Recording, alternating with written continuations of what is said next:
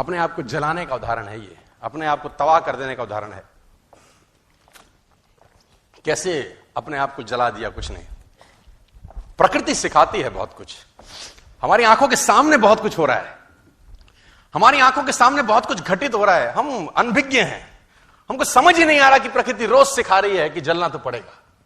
और देखो कहानी इसकी, ये बर्ड किंगडम का राजा है ईगल।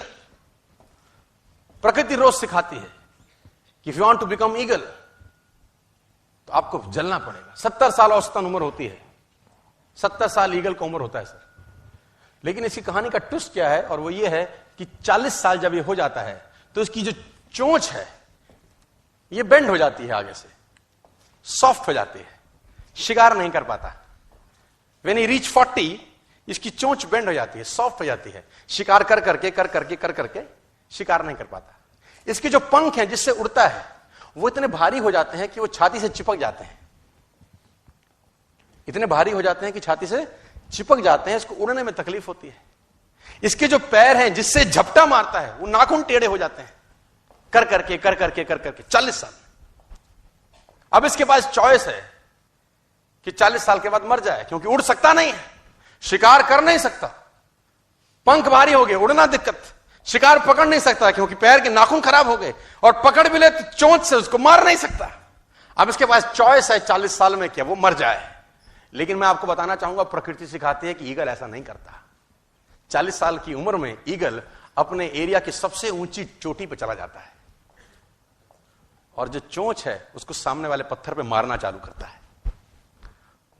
जब चोंच पत्थर पे मारी जाती है तो पीड़ा होती होगी, और वो पीड़ा सहता है, मार मार के पत्थर पे मार के खून निकलता है, लहूलुहान हो जाता है, दर्द से मर रहा होता है, लेकिन मारता रहता है और चोंच को तोड़ देता है। इसलिए तोड़ता है कि प्रकृति नहीं देगी, लेकिन वो जो तोड़ने का प्रोसेस है वो पीड़ादायक है।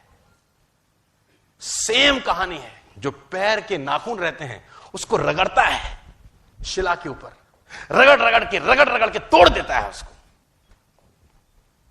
कितना पेनफुल रहता होगा यार।